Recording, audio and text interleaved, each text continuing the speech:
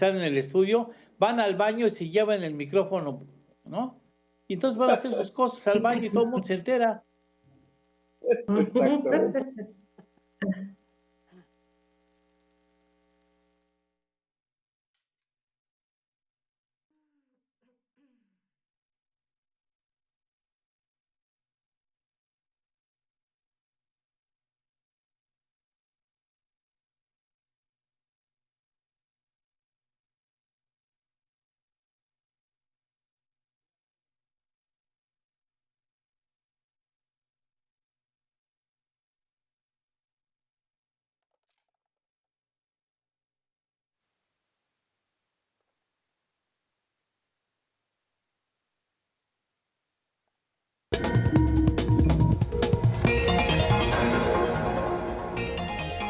Muchas gracias, muchísimas gracias por estar con nosotros en este programa.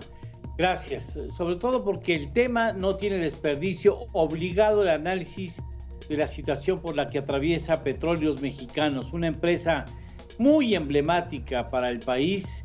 Parte importante de nuestro nacionalismo está representado en esa empresa petrolera mexicana, que hoy lamentablemente es la petrolera con menor capacidad de financiamiento y capacidad de maniobra tiene, con mayor número de deudas enfrente, con una deuda enorme, con los acreedores, enorme deuda con los proveedores, con estrategias que no son las mejores para salir adelante, en un contexto en el que prácticamente todas las petroleras están haciendo su agosto en el inicio del 2024, y así fue en el 2023.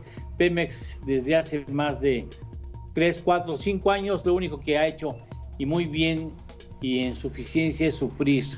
Y es importante que los mexicanos sepamos cómo llegó Pemex a la situación en la que hoy se encuentra, qué responsabilidad tiene el actual gobierno, qué responsabilidad tuvieron los gobiernos anteriores en complicar la situación financiera de esta empresa mexicana. ¿Tiene salvación? ¿Tiene alternativas? ¿Tiene un futuro? Podemos conseguirle a Petróleos Mexicanos un futuro, y por ello es importante que escuche usted y contemple la calidad de nuestros invitados. Proveamos antes de entrar al aire de que tener invitados de esta talla es como ponerle el piloto automático a un avión que es transatlántico, y dice, bueno, el piloto lo pone en piloto automático y se va a dormir porque sabe que el programa en este caso se va a hacer solo con la experiencia y conocimiento del talento que hemos podido convocar para este programa. Si me permites, Fluvio, empezamos con las damas. Rosanetti Barrios, muchas gracias, voz experta en el terreno energético. Muchas gracias por estar con nosotros, Rosanetti. Al contrario, Eduardo, muchas gracias a ti por la invitación. Un enorme gusto estar aquí con estos grandes amigos, Fluvio y Susi. Qué gusto saludarlos. Muchas gracias. También Susana Cazorla. Gracias, Susana, por estar aquí con nosotros, aceptar esta invitación. No, hombre, siempre es un gusto poder estar aquí contigo, platicar con tu audiencia, y qué mejor que con estos dos grandes amigos y expertos, Neti y Fluvio, que siempre se ponen buenas las pláticas. Sí, se ponen buenas las pláticas. Un disruptivo por naturaleza, Fluvio Ruiz, un conocedor amplio, ¿verdad? Un conocedor amplio del tema petrolero, de la cosa petrolera, ex consejero de Petróleos Mexicanos, una persona que tuvo cuna de petróleo, ¿no? Porque desde chiquito siempre estuvo en contacto con esta industria, la conoce a la perfección, de veras. Gracias por estar con nosotros, estimado Fluvio. No, al contrario, mi querido Eduardo, como siempre es un placer, y también poder debatir, analizar con mis amigas Rosanetti y Susana, que es un enorme gusto. Bueno, comenzamos con una pregunta muy general, pero a mí me parece que es muy importante conocer sus puntos de vista. A ver, ¿cómo es posible que mientras todas las petroleras están haciendo su agosto y están en condiciones maravillosas en este contexto internacional, Pemex sea una petrolera que está pasando por su peor momento? ¿Cómo llegó al momento actual en materia financiera? ¿De quiénes o de quienes podemos decir tienen responsabilidad, son la responsabilidad de la situación financiera por la que atraviesa la petrolera? Rosanetti. Esta parte, claro, muchas gracias. platicar. Esto sí es un proceso que se ha acumulado durante décadas. Yo sitúo el punto de inflexión en 1981-82, cuando la crisis, cuando de facto, ¿no?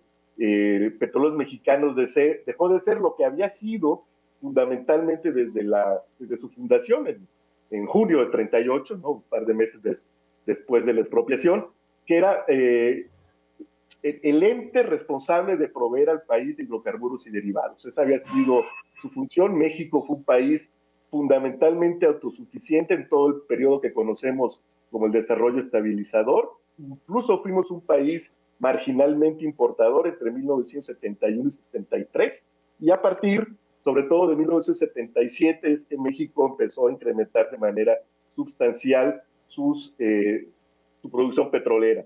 Sin embargo, a raíz de la crisis de 81-82, de facto, el gobierno cambió el papel de Petróleos Mexicanos y en lugar de hacer una reforma fiscal, que ya volveremos a ello, como país hemos pospuesto al menos durante medio siglo, se colocó a Petróleos Mexicanos en el papel de la principal fuente de ingresos. Y eso es un cambio fundamental, porque las decisiones de inversión de Petróleos Mexicanos, el régimen fiscal que se le empezó a aplicar desde hace 40 años, estaban determinados por las necesidades financieras del Estado y no por la lógica intrínseca de una industria como la petrolera.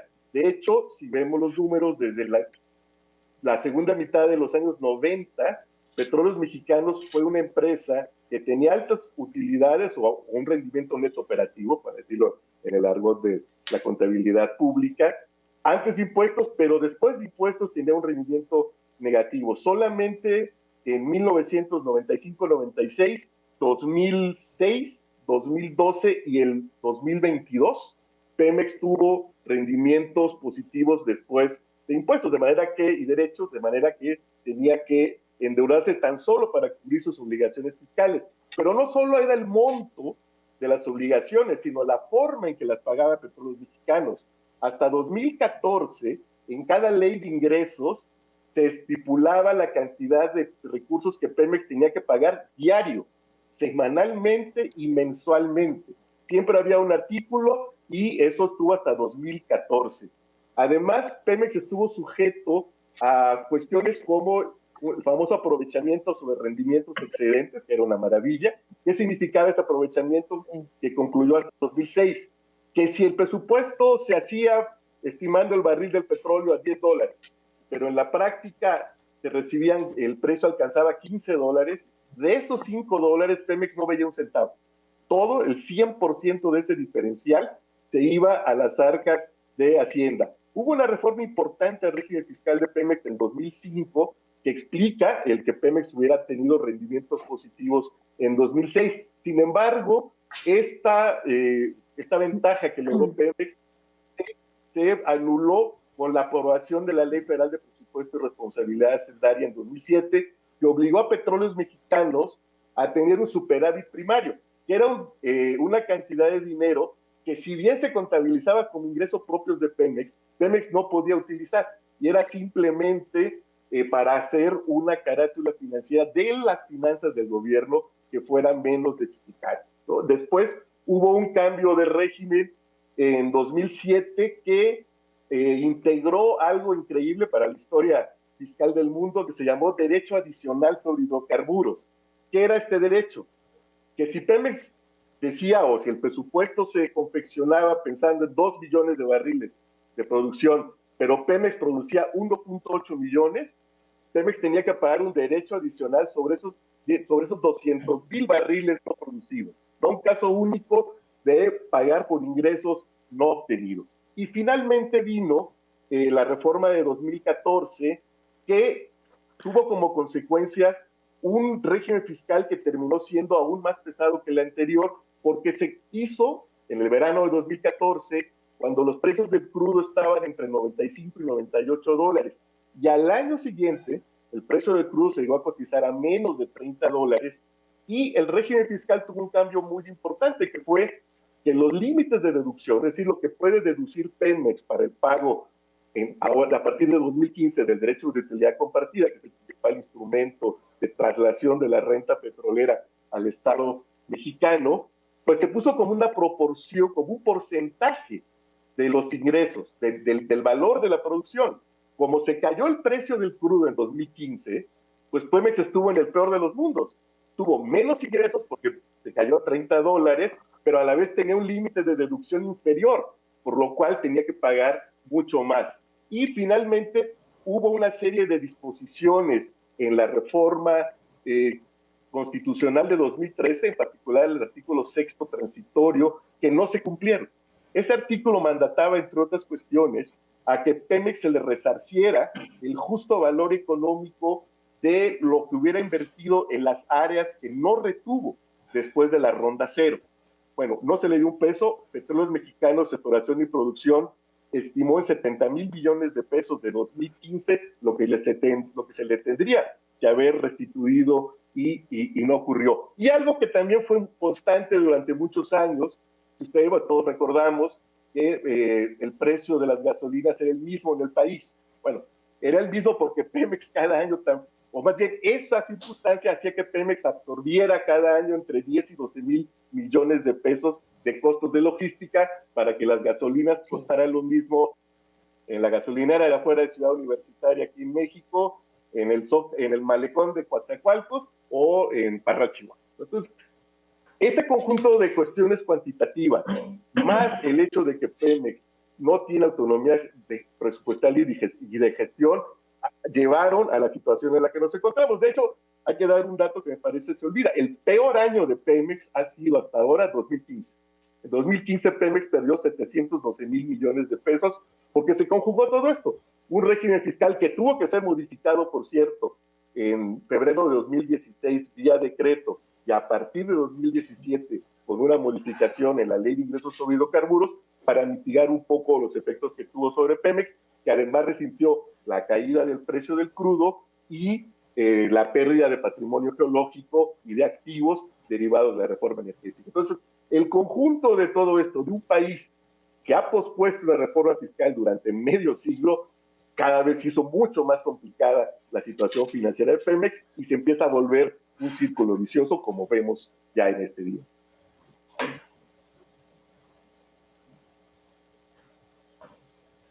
No te escuchamos. Lalo, no te escuchamos. Me parece, Rosanetti, que después de esta exposición, que bueno, marca prácticamente varias décadas de Fluvio, debemos de entender que finalmente nunca se le dio un peso como empresa petrolera, sino como empresa recaudatoria, responsable de la recaudación en favor de los gobiernos del país. Rosanetti. Sin duda, definitivamente, la administración permanente de Pemex jamás ha intentado hacerlo una empresa y eso pues terminó por definir toda toda la lógica operativa allá adentro, ¿no? Son muchas décadas ya de distorsiones, de falta total de incentivos por parte de todo el mundo. Es decir, no solamente es un tema que coincido completamente, el régimen fiscal estuvo hecho para trasladarle ingresos a la Secretaría de Hacienda, para sostener el gasto corriente. Y se fue creando, insisto, esta lógica muy curiosa en donde yo te doy dinero y luego te lo pido, yo te doy dinero y luego te lo pido, y no hay ningún mecanismo que hubiera obligado a ninguna de las dos partes a cuidar a la otra, ¿no? A ser eficiente y a operar, pues yo te diría, con la lógica mínima de una empresa que está creando riqueza. Eso coincido al 100%. Pero para mí lo más importante es, que hoy en esta crisis tan profunda, tan seria, tan grave, como me parece, de verdad, cuando esto empezó y yo empecé a escribir, con el conocimiento viene un problema, esto es insostenible, nunca pensé, de verdad, en mi cabeza sí llegó a pensar que iba a caber la sensatez. No fue así. Y entonces hoy tenemos aún Petróleos Mexicanos en el peor momento de su historia, con un agravante, que eso es lo que a mí más me desespera, de verdad, más me angustia, más me preocupa. O sea, no solamente tienes una empresa que pierde dinero, que ya no le puede pagar a nadie, que hacia adentro de su operación jamás creó, jamás, no existe una cultura de productividad, de eficiencia, de cuidado del gasto. Nadie allá adentro siente que, o sea, vamos, tenemos un problema muy, muy grave en términos, por ejemplo, de las condiciones del contrato colectivo de trabajo. Y a eso hay que tomar en cuenta que cualquier cosa que se esté pensando hoy se tiene que hacer bajo la lógica de la, digamos, la tercera década del siglo XXI. Es decir, en un contexto en donde la crisis climática es una realidad, en donde el sector financiero está exigiendo una serie de, particularmente a la industria del oil and gas, le está haciendo una serie de exigencias para poder mantener el ritmo de financiamiento que cualquier empresa petrolera requiere. Entonces tú tienes una empresa que nunca evoluciona, o sea, por la razón que sea, la suma de todos estos hechos, digamos, provocó no solo las pérdidas que hoy estamos viendo, la falta de eficiencia en todos sentidos, sino además la desfasa temporalmente, la saca del siglo XXI, y hoy tienes ese enorme problema que te, digamos, cuya solución tiene que hacerse a la luz de México. Ya no fue un país petrolero. No vamos a empezar en la tercera década del siglo XXI a construirle la vocación petrolera a México. Ese tren ya se nos fue. Pero sí tenemos que sacar adelante a la empresa del Estado porque nos va a hundir. Entonces, y ahí hay una riqueza que finalmente en el subsuelo, quiero decir, bueno, señor INAINB, quiero decir el subsuelo, sí. Que, pues bueno, hay que ver cuál es la mejor forma de aprovecharla en esta fase, digamos, tan compleja, en donde todos los días hay esta enorme duda de en qué momento llega la demanda pico de consumo del petróleo, la demanda pico del petróleo, ¿no? Entonces, el reto es gigantesco. Y se tiene que ver entonces, insisto, cualquier cosa que discutamos, se tiene que ver a la luz de México. Ya no fue un país petrolero. No vamos a empezar a crear la vocación petrolera de este país, porque vamos bien tarde, pero sí estamos obligados a rescatar a la empresa del Estado porque nos va a hundir. Susi, gracias, Rosanetti. Susi, ¿por dónde ves ya en este contexto, si estás de acuerdo con Fluvio y con Rosanetti, qué salida le ves a Pemex? Porque bueno, tenemos la obligación de atenderla, pero no, ya no tenemos las ventajas que se nos fueron en la historia. Así es. Lo que un día fue no será, diría la canción. Hay que reconocer que todos los gobiernos pasados tuvieron responsabilidades, todos, ¿no? Que los diagnósticos se han estado haciendo y siempre es lo mismo, y es que de Pemex, ¿no? Se le extraían más recursos de lo que generaba y la falta de una política fiscal que realmente le ayude. Y en 2013 se creó un andamiaje legal que veía a Pemex como una empresa productiva del Estado, que veía una empresa a la que se dijo, basta de cargarle la mano de la obligación implícita de los hidrocarburos, que como decía Fluvio, la tuvo en los 70s del siglo pasado. No puede ser una empresa productiva si se le va a obligar a abastecer el mercado dadas las condiciones que ya cambiaron, dado que hay muchos países con más producción de petróleo que el nuestro, dado que no genera lo que tendría que generar, que no hay una especialización para las nuevas formas, ¿no? de explotar los campos no convencionales, dadas todas estas cosas que han pasado, porque ya estamos en el siglo XXI, como decía Rosanetti, pues tratémosla como una empresa productiva, ¿no? Entonces, allí está el andamiaje legal. ¿Y qué se hizo? Se decidió empezar a buscar socios, a buscar esquemas que juntara a Pemex con socios para que ayudaran a sacar a México y a Pemex de la situación en la que estaba, que no se parara la producción más, que ya no declinara más, que empezaran a generarse otras tecnologías y otras formas de explotar los nuevos campos que ahora pues tenemos más campos, gas, ¿no? Más que petróleo en campos no convencionales, más que en convencionales. Todo ha cambiado. Entonces, se tiene que empezar a observar y a vivir el presente, dejar de culpar al pasado y ver hacia adelante. ¿Qué pasa? El petróleo va a seguir aquí. Busquemos socios a través del esquema que tú quieras, competitivo, ¿no? Para ver de qué manera podemos hacer un mejor uso de los campos, explotarlos mejor, generar reservas, no agotarlos como ha sido el caso, como le expone Moody's en su reporte. No hacerlo, ya debemos aprender del pasado, eso sí, vivir el presente, pero aprender el pasado. Otra cosa, si tienes una actividad que te genera pérdidas, pues deja de hacerla. O sea, ¿no? O sea, ya te generaron muchas broncas los gobiernos del pasado. Ya tienes una deuda, ya tienes un hijo que le gusta jugar y va a apostar, ¿no? Y le dices, bueno, está bien como papá. Ahora vende pastelitos, ¿no? Y con eso me pagas la deuda que acumulaste en 50 años. Pues no, y le estás haciendo a Pemex que refine, ¿no? Cuando nuestras refinerías no están para ser las mejores refinerías ni producir con grandes rentabilidades, sino todo lo contrario, entonces ya tenías una bolsa, una deuda, ¿no? Lo pones el petróleo, el poco petróleo que pues ya bajó, vamos en 1.5 millones. Tenemos menos petróleo que podría rendir más si lo vendes para exportación, que meterlo a generar en una máquina, pues que es una Thermomix 2000, ¿no? Entonces que te genera productos que no te generan mucho valor y entonces metes más petróleo ahí del que debieras y sacas pérdidas más que las que necesitas porque no le estás tratando como una empresa petrolera o productiva. Le estás tratando como una empresa que está ahí para satisfacer pues los deseos y los ánimos y, ¿no? Tiempos pasados de alguien más.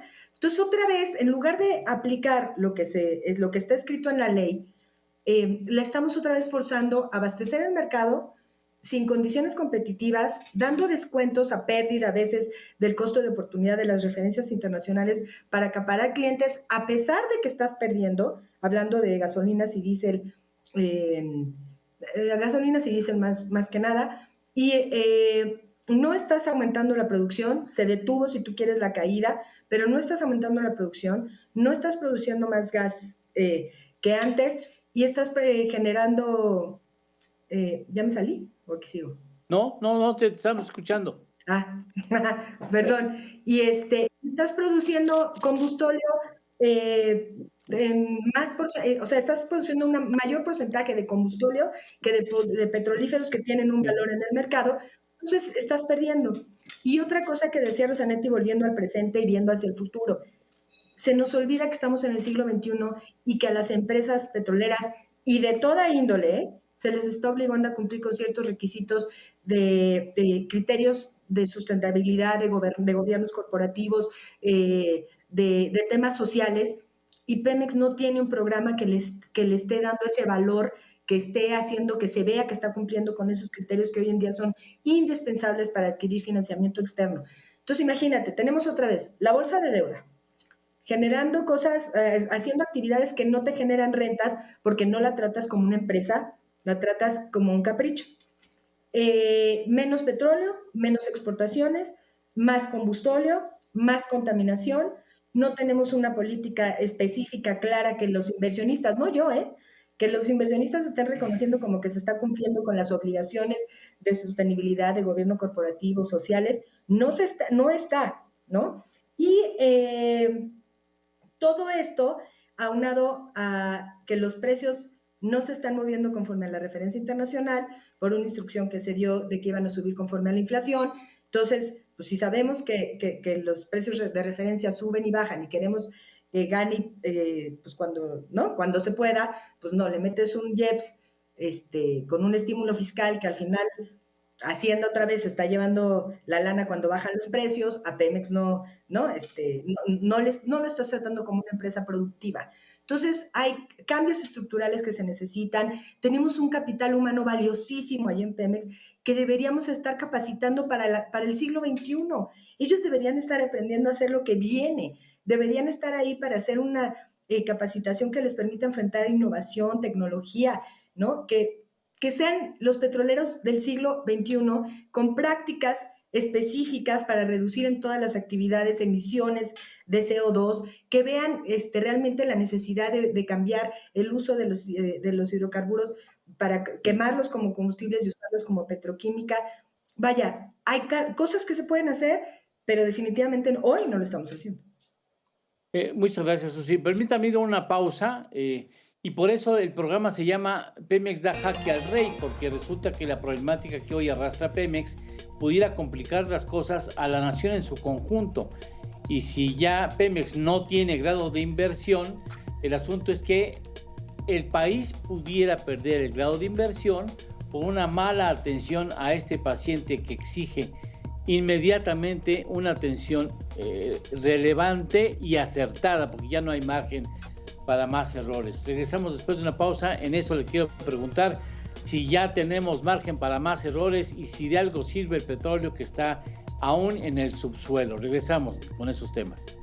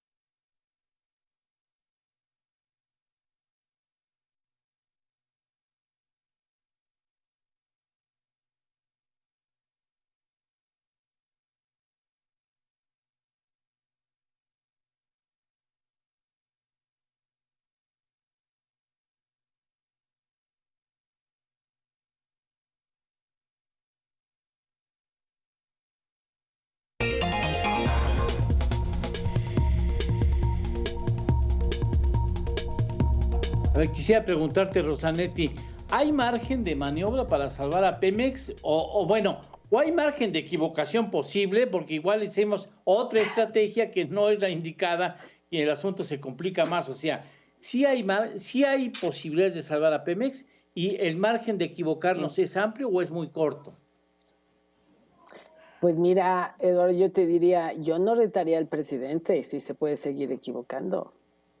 Ya demostró que tiene una capacidad infinita de equivocación y todavía faltan varios meses y esas decisiones se van a seguir tomando en esta administración. Entonces, yo no lo retaría, yo no lo retaría. Me parece que difícilmente se va a hacer algo estructural en lo que resta de esta administración. Me parece que los números, pues más o menos están claros, pues esta exención del pago de impuesto, del derecho de utilidad compartida, sumado al monto que ya estaba previsto en PEF, ¿no? Como asignación directa, que no tenía etiqueta, pero pues todos pensamos que era para pagar deuda. suma como 18,500 millones de dólares. Y el vencimiento de deuda financiera de aquí a septiembre, de acuerdo a los números que tenemos disponibles, pues hasta el momento, suma 16,000 millones de dólares y la deuda a proveedores son 17,000 millones de dólares, insisto, a septiembre. Bueno, por lo tanto, con esta cantidad de 18,500 no se alcanza a pagar todo, pero sí se puede hacer algún esfuerzo por pagar la deuda, se me ocurre, la deuda en moneda extranjera, hacer el rollover de la deuda en moneda nacional, ni modo, aunque estén altas las tasas, pero pues es moneda nacional, no es tanta la presión, y pagarle lo poquito, dar un poquito de oxígeno a los proveedores, ¿no? Y con eso brincar las elecciones, que ese es el objetivo.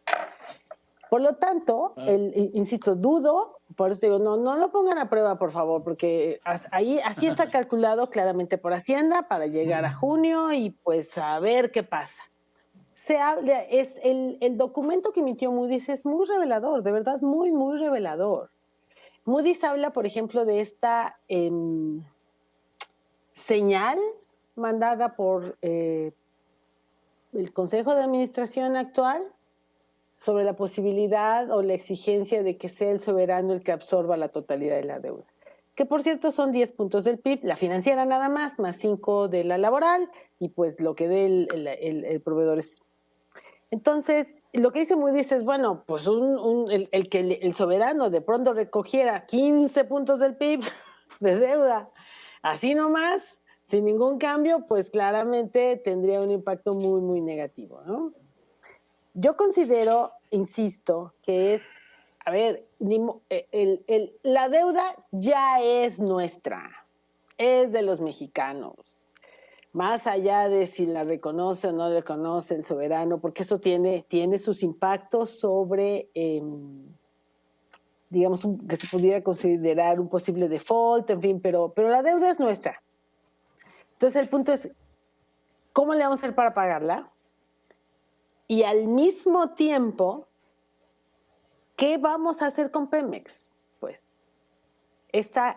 pensar en que, bueno, tomamos toda la deuda, queda limpia y síguete, pues me parece que simple y sencillamente es impensable.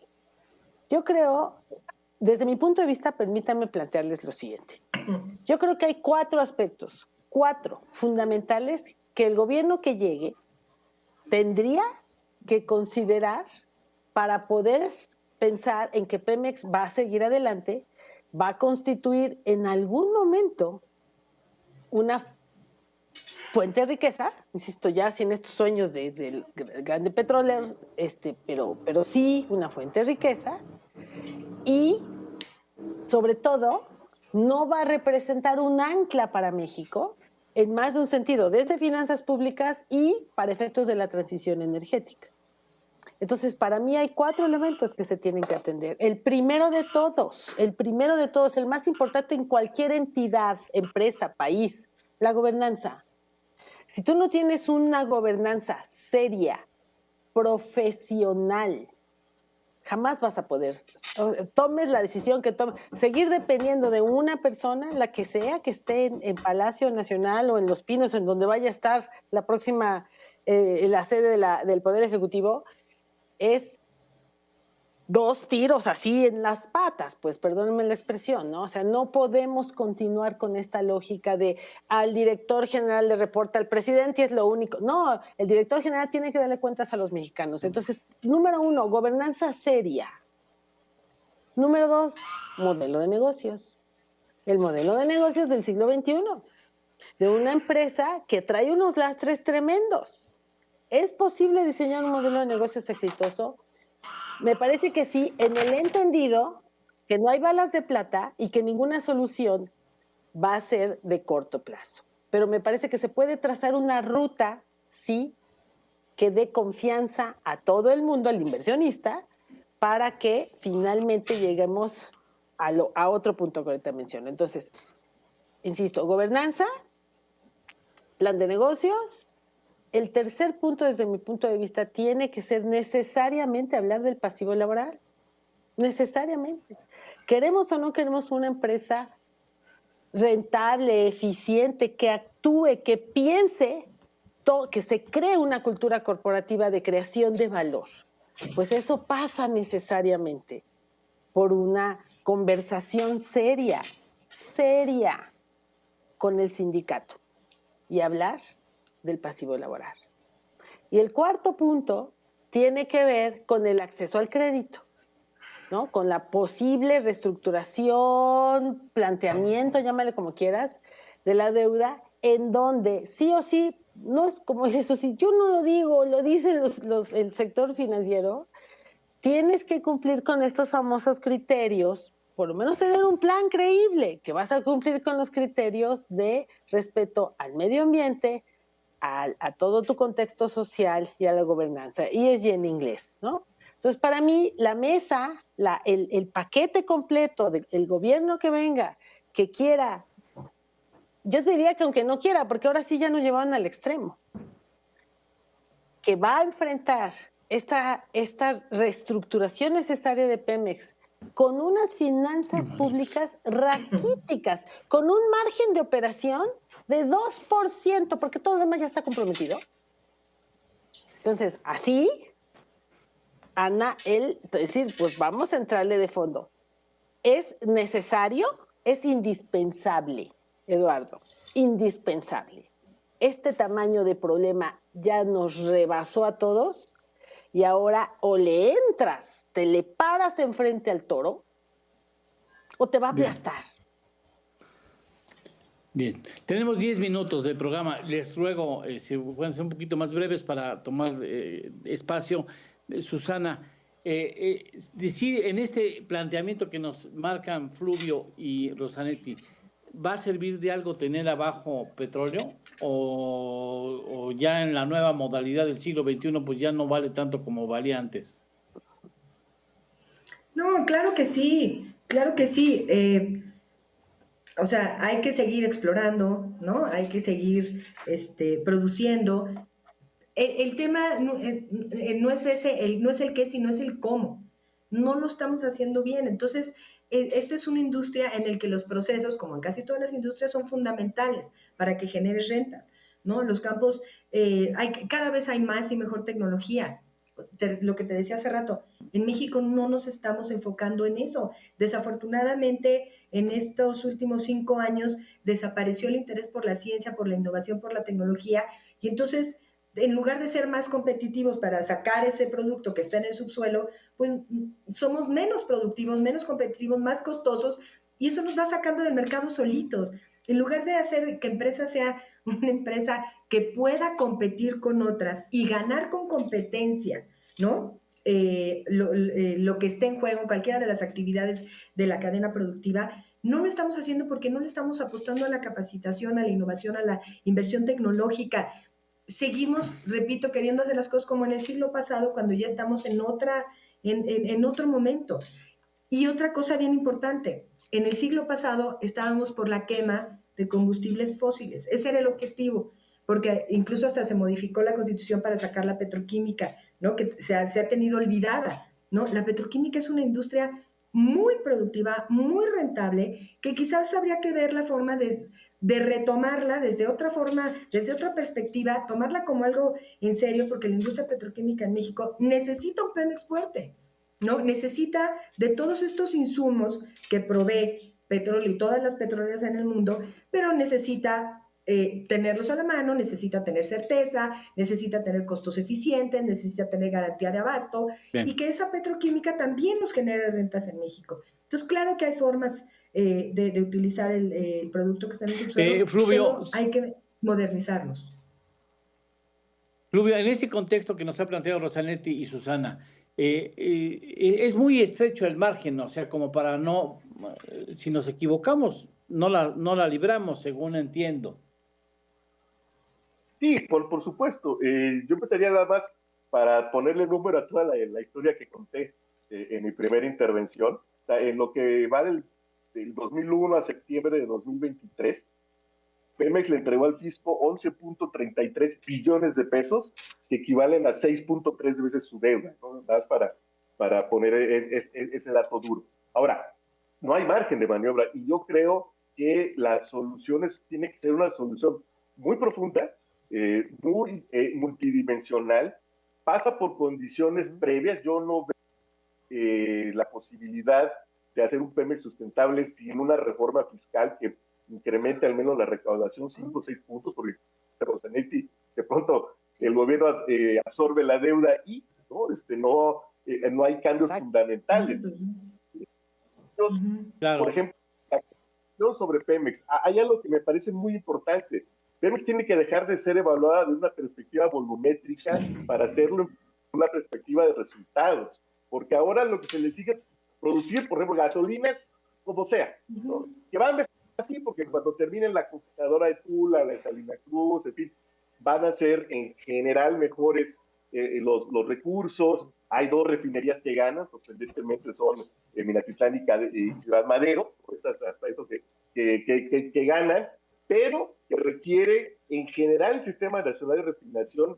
Yo ahí matizaría un poquito lo que dijo Susi. Yo diría, antes de extenderle el acta de defunción, vamos a ver qué pasa con estos proyectos. Hay que ir ya no a rehabilitarlas, sino a hacerlas modernas. Miren, en Colombia se modernizó una refinería de 104 años en Barranca Bermeja, y es todo un ejemplo de lo que se puede hacer en términos de eficiencia operativa, de eficiencia energética, en fin. Pero los cambios tienen que ser desde cómo conseguimos a petróleos mexicanos, cuál debe ser el papel del sector petrolero en general en el modelo de desarrollo económico. Por supuesto que se va a requerir el petróleo. Por ejemplo, las refinerías producen turbocinas, faltenos, precursores de los petroquímicos, en fin, debemos prepararnos para relanzar la actividad petroquímica, pero los cambios tienen que ser muy, muy profundos.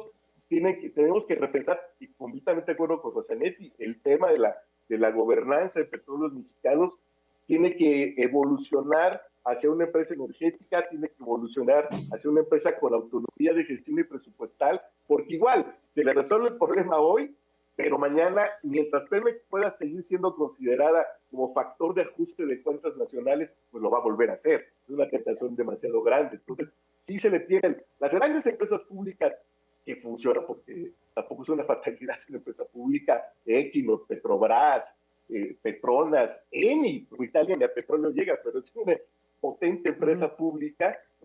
Esas empresas tienen esa característica de que son empresas y que el Estado no depende de ellas en términos Así es. que lo hemos platicado antes, pero Lalo, para mí el modelo es el noruego, ¿no? Un país que, a pesar de sus grandes recursos petroleros, no depende ni en su dinámica económica, ni en sus ingresos fiscales, ni siquiera en su matriz energética, de los hidrocarburos, ¿no? Es un país que además de todo tiene petróleo. Y tenemos que, además, ir hacia esta historia de la justicia transgeneracional, ¿no? Construir algo de lo que hay que reformar es sin duda la concepción del Fondo Mexicano para la estabilización, y bueno, no sé cuántas soluciones se quería dar mágicas, porque así como está diseñado, pues se ha convertido en una simple distribuidora de los ingresos que se generan para el presente. Entonces creo que sí, hay solución, tiene que haber una decisión con cuernos, creo que con los Zanetti, muy de fondo, no quedarse en Pemex, digo, prepararse para la transición, hacer cada vez más sustentables sus procesos, y difícilmente veo eso realizable, insisto, sin una reforma fiscal y sin darle a Pemex una gobernanza adecuada. O sea, la solución no solamente está en Pemex, sino está fuera de Pemex y pasa por la necesidad de una reforma fiscal a fondo que responda no solamente a Pemex, sino a una serie de compromisos sociales que ya están adquiridos y puestos en la Constitución. Tenemos 4 minutos por delante, nos tocaría, digamos, en promedio 1 minuto. ¿Tú le apostarías a que sale adelante esto, Rosanetti? Yo te diría, con las personas adecuadas al frente, sí, sin duda. Sí. Ustedes van a hacer un planteamiento en esa materia. Tú tienes la obligación de alguna manera de coordinar los esfuerzos de mexicanos talentosos que quieren plantear específicamente la salida a Pemex. Necesariamente. Como te decía, de verdad aquí ya no hay margen para perder un solo día el tiempo ahí. No hay margen de equivocación. Probablemente el problema más grande de las finanzas públicas. Entonces sí, sin duda se tiene que plantear. ¿Tú también, Susana? ¿La ves así? Sí. Yo quiero una empresa pública. Yo quiero una empresa pública fuerte, que se dedique a hacer las actividades en las que son rentables, en las que es eficiente y que reduzca sus emisiones en toda la cadena en la que participa. Entonces, sí se puede, como todos, sí se puede, nada más hay que hacerlo bien, con las personas correctas y viéndolo como una empresa productiva del Estado, no como nuestra salvación, que ya no lo es. Ojalá no pasemos del ejemplo de Dinamarca en la salud al ejemplo de Noruega en el petróleo, ¿eh? Porque nos sale mal la Pues ya copiada, fue, no nos ha salido bueno. ya fue. Sí, ya fue lo de Ya Dinamarca, no. pero no la compramos bien porque no nos salió nada. Rubio, tú le apostabas a Pemex sin lugar a dudas. Y sin duda, creo que hay datos incluso duros que avalan este optimismo, ¿no? La tasa de restitución de reservas, por ejemplo, ha rondado otra vez el 100%. Sin embargo, sí hay elementos que hay que subrayar.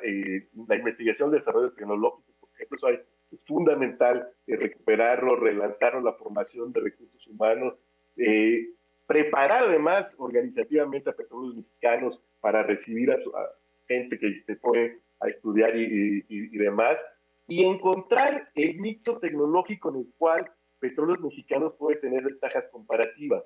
Las petroleras del mundo por ahí desarrollan, no muchas, son una o dos líneas, Repsol es muy buena en interpretación sismológica, por supuesto Equinor es excelente en exploración y desarrollo en aguas profundas, en fin, todas las empresas tienen esta ventaja que no hemos buscado en Petróleos Mexicanos de manera seria, porque son cuestiones de largo plazo. Esto también creo, yo lo subrayaría, un elemento que Petróleos Mexicanos ha sido una empresa muy endógena, por su historia, porque no necesitaba salir, en fin, y esa parte se tiene que prácticamente construir. Hoy solo tenemos una refinería y se acabó fuera del país. Creo que Pemex le serviría mucho para mejorar sus capacidades, que saliera a competir, por ejemplo, para obtener campos de exploración de gas donde dependemos mucho. Les agradezco mucho, de veras, les agradezco, aunque me hicieron sufrir mucho, pero les agradezco de manera muy especial que han tenido la gentileza de estar aquí con nosotros. Créame, las personas más talentosas están aquí en este programa en la materia energética. Muchas gracias. Rosanetti, muchas gracias, muy amable, muchas gracias, Susana, Gracias a todos. muy amable, muchas gracias, Rubio, Muchas gracias por su atención. Usted en el público está bien informado en este canal.